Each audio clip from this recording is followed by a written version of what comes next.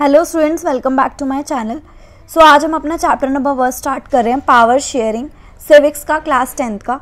सो इस चैप्टर में हम पावर शेयरिंग के बारे में अपना पढ़ने वाले। तो पावर शेयरिंग क्या होता है? पावर शेयरिंग का मतलब है the distribution of power among the organs of government. तो जैसे कि आप सबको पता है कि जो पावर है, जो डेमोक्रेसी है हमारी कंट्री में, तो उसको 3 ऑर्गन्स में डिवाइड कर रखा है गवर्नमेंट के, लेजिस्लेचर, एग्जीक्यूटिव और जुडिशियरी। लेजिस्लेचर में हमारे ये सारे एमएलएज, एमपीज वगैरह आते हैं, एग्जीक्यूटिव में bureaucrats, IAS officers and judiciary में कोर्ट। ठीक है, तो ये जो है ये बहुत ही इंपॉर्टेंट है for the design of democracy. ठीक है, सो अब हम इसमें 2 स्टोरीज़ के बारे में पढ़ेंगे, बेल्जियम और श्रीलंका के बारे में। ये दोनों ही स्टोरीज़ में पढ़ेंगे कैसे डेमोक्रेसी जो है वो हैंडल करती है डिमांड्स फॉर पावर शेयरिंग की डिमांड को। सो 2 कंट्रीज़ हैं, बेल्जियम और श्रीलंका। बेल्जियम जो है एक छोटा देश है, स्मॉल कंट्री इन यूरोप, जिसका एरिया जो है ना वो हरियाणा से भी कम है, जो हरियाणा स्टेट है, और उसके जो बॉर्डर्स हैं वो किससे लगे हुए हैं? फ्रांस, नीदरलैंड्स, जर्मनी और लक्समबर्ग।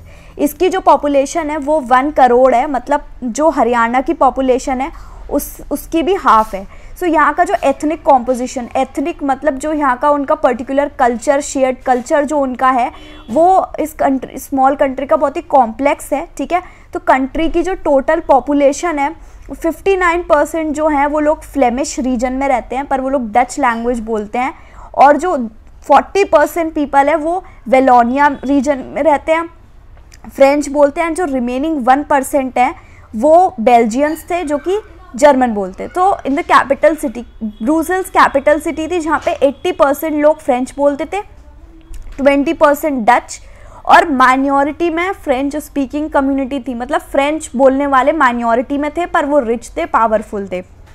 पर उनको कौन विरोध करता था?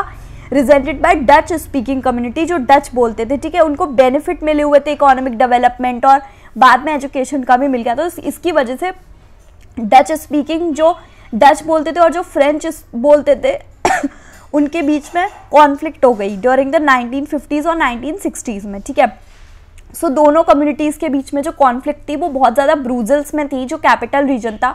ब्रुसेल में एक स्पेशल प्रॉब्लम थी, जो डच स्पीकिंग जो लोग थे वो कंट्री में तो वो मेजॉरिटी में थे, पर कैपिटल में तो वो कम थे, माइनॉरिटी में थे। तो इसको कंपेयर किया गया है दूसरी कंट्री की सिचुएशन के साथ, श्रीलंका के साथ, ठीक है, और तमिलनाडु के साथ। श्रीलंका एक आइलैंड नेशन है जो कि तमिलनाडु के सदर्न कोस्ट पर है। ठीक है, कुछ किलोमीटर ही दूर है, और 2 करोड़ वहाँ की पॉपुलेशन है, about same as in Haryana.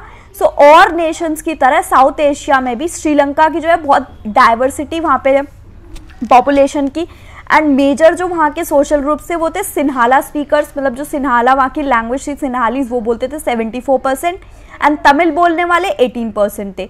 So Tamils में भी 2 सब ग्रुप्स बटे हुए थे। तमिल नेटिव्स जो थे कंट्री के, वो जो तमिल नेटिव्स थे, मतलब वहाँ पे जो पहले से ही रहते थे, वो तो श्रीलंकन तमिल्स थे 13%, और रेस्ट जिनके फोरफादर्स जो है आए थे इंडिया में एज प्लांटेशन वर्कर्स बनके कॉलोनियल पीरियड के दौरान, वो इंडियन तमिल्स कहलाए गए। ठीक है, तो आप मैप में देख सकते हो कि श्रीलंकन तमिल्स जो हैं वो नॉर्थ ईस्ट में है कंट्री के। देखो इस मैप में आप देख लो, श्रीलंकन तमिल्स आपके नॉर्थ ईस्ट में है कंट्री के।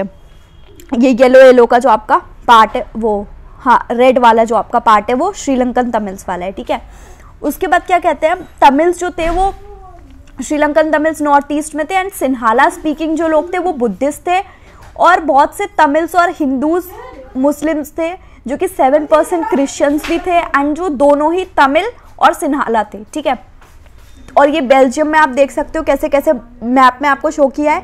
ब्रुसेल्स आपका ऑरेंज कलर का आपको दिख रहा है छोटा सा पार्ट, वेलून जो फ्रेंच स्पीकिंग थे वो आपके रेड कलर के हैं, एंड फ्लेमिश कौन थे? डच स्पीकिंग थे, ये येलो सा जो पार्ट दिख रहा है, और जर्मन स्पीकिंग ये जो आपको लाइंस ड्रॉ रखी है मैप में, ये वाला। ठीक है, तो जस्ट इमेजिन कि क्या हुआ इन सिचुएशंस में। तो बेल्जियम में तो जो डच कम्युनिटी जो थी वो, उनको ये एडवांटेज मिलता था क्योंकि वो मेजॉरिटी में थे। ठीक है, एंड फ्रेंच और जर्मन स्पीकिंग पॉपुलेशन से उनको एडवांटेज मिलता, तो जिससे जो है कॉन्फ्लिक्ट और बढ़ गया कम्युनिटीज़ में, एंड जिसकी वजह से पार्टीशन हो गया कंट्री का। दोनों ही साइड्स जो है क्लेम करते थे कि उनका ब्रुसेल्स पे हिस्सा है, ब्रुसेल्स पे कंट्रोल करेंगे। एंड श्रीलंका में जो सिन्हाला कम्युनिटी थी वो और एंजॉय कर रही थी क्योंकि वो मेजॉरिटी में ज़्यादा थी, है ना, तो उन्होंने अपना पूरा इंटायर कंट्री को इम्पोज कर लिया था। सो ये है। तो अब ये देखना है कि इन दोनों कंट्रीज़ में हुआ क्या था, वो हम नेक्स्ट क्लास में पढ़ेंगे।